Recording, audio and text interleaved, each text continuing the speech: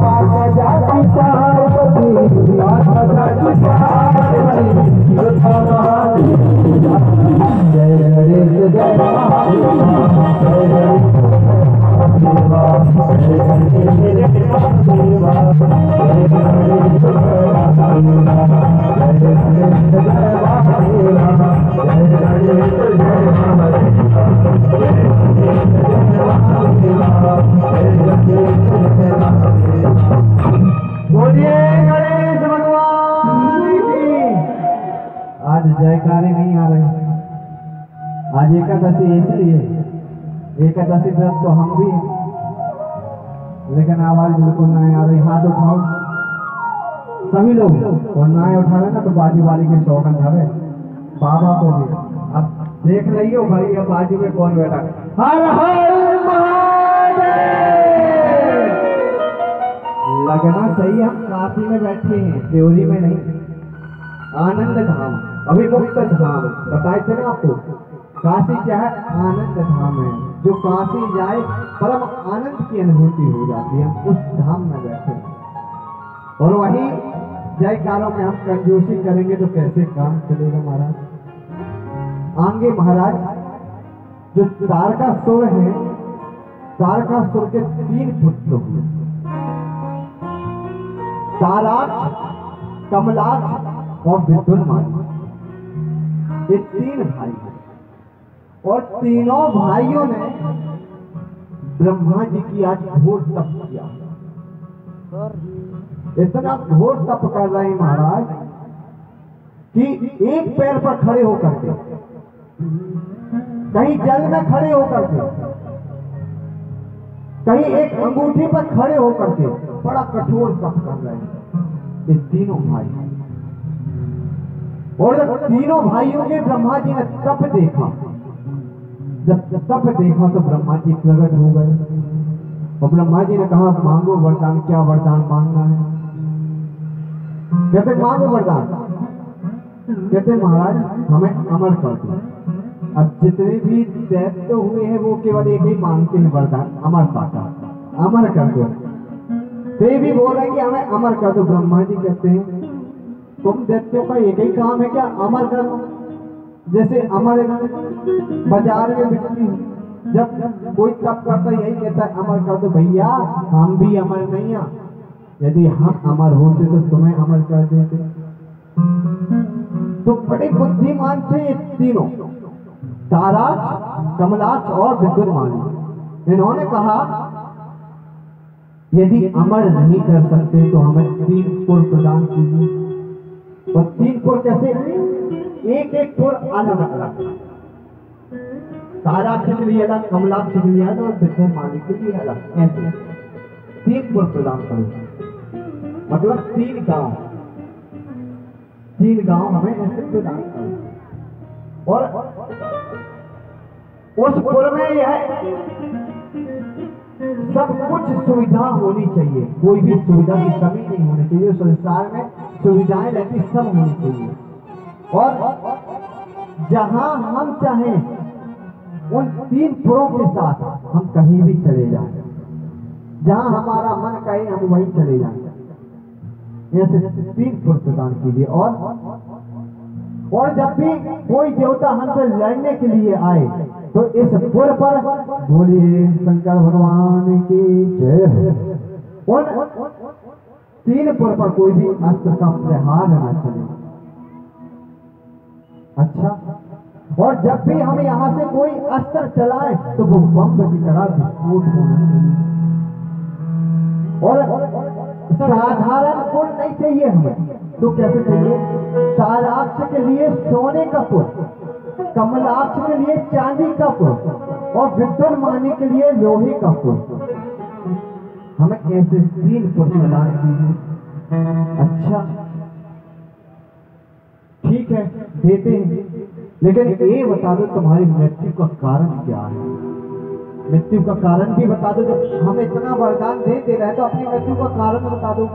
कहते सुनो, जब 1000 वर्ष व्यतीत हो जाएगा और जब 1000 वर्ष व्यतीत होगा तीनों पर एक ही लाइन में आएंगे। कितनी देर के लिए? जितने मिनट का अभिजीत मुहूर्त होता है। अभिजीत मुहूर्त जानते हो? कौन कौन जानता?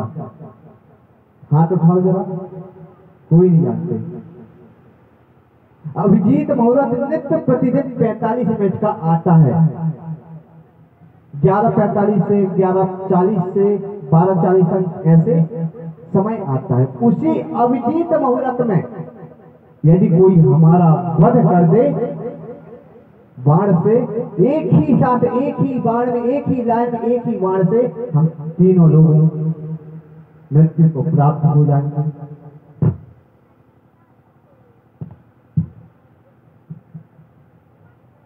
भी है और कब को लाइट भी करने लगे परेशान। और यहाँ पर जब 3 एक ही लाइन में आकर के एक ही बाण से मारे जाएंगे तभी हमारी मृत्यु होगी। ठीक है, आज तीनों आए और सभी लोग ऐसे नहीं थे, उनका यह पुर साधारण नहीं था।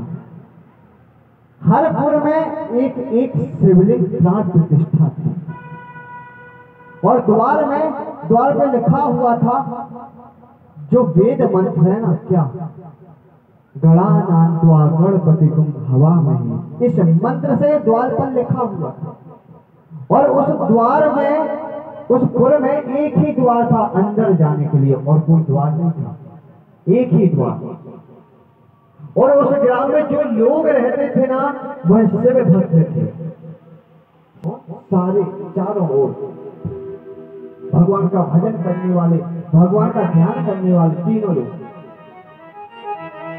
भोलेनाथ का ध्यान करते, तप करते, दीप दान करते, व्रतों को करते।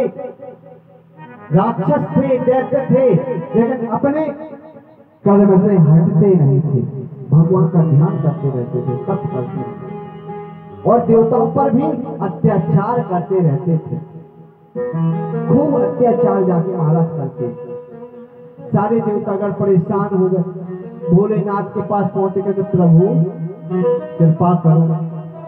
हम क्या कृपा करें? कह रहे वो आपके भक्त हैं, और ये तीनों हमें बड़ा उत्पात पहुंचाते। इनका नाम पड़ा था त्रिपुरासुर, तीन को एक करके इनका नाम पड़ा क्या? त्रिपुरासुर। ये जो त्रिपुरासुर है ना, तीनों भाई है ना, बड़ा उत्पात मचाते हैं। जब आते हैं, जब स्वर्ग में हम लोगों को मारते रहते हैं, पीटते रहते हैं, बड़ा कष्ट पहुंचा रहे हैं। भोलेनाथ कहते हैं हम इसमें कुछ नहीं कर सकते। क्यों? हम इसलिए कुछ नहीं कर सकते क्योंकि वो मेरे भक्त हैं। और एक स्वामी कभी अपने भक्त पर चोट भी नहीं पहुंचाता, कष्ट नहीं पहुंचाता, दुख नहीं पहुंचाता। वो धर्मनिष्ठ है। यदि वो अधर्म करते, अधर्म का पालन करते, तो हम उनका वध जाकर के करते, लेकिन वो अधर्म का पालन नहीं कर रहे, वो धर्म के पालन पर चल रहे, धर्म की नीति पर चल रहे। हम कुछ नहीं कर सकते। वो मेरा नित्य प्रतिदिन शिवलिंग का पूजन करते हैं, ध्यान करते हैं, जल को अर्पण करते हैं, नैवेद्य को लगाते हैं, हम कैसे उनका वध करते हैं? ऐसा है तो जाकर के विष्णु भगवान के पास आप जाइए। सारे देवतागण उदास हुए, भगवान नारायण के पास जाकर के विनती करते हैं, प्रभु रक्षा कर दो, रक्षा करो हमारी। यदि आप रक्षा नहीं करोगे तो यह त्रिपुरासुर हमें पीटते रहते हैं, मारते रहते हैं, बड़ा उत्पात मचाते हैं, बड़ा कष्ट देते हैं। उनका अच्छा कहते हैं ठीक है। तो उन्होंने एक भूतों की टोली को उत्पन्न किया, और भूतों की टोली को उत्पन्न कहा कि जाओ और जाकर के त्रिपुरासुर के तीनों पुरों में जाकर के उत्पात मचाओ। आज जाते हैं भूत भी, जाकर के उनका कुछ नहीं कर पाते। भूत प्रेत महाराज सभी लौट आए। नारद भगवान ने कहा अच्छा। तो भगवान नारायण से ही एक अरिहन हुआ, जिसका नाम एक मुंडन पड़ा। मुंडन, मुंडन है कैसा? एक हाथ में झाड़ू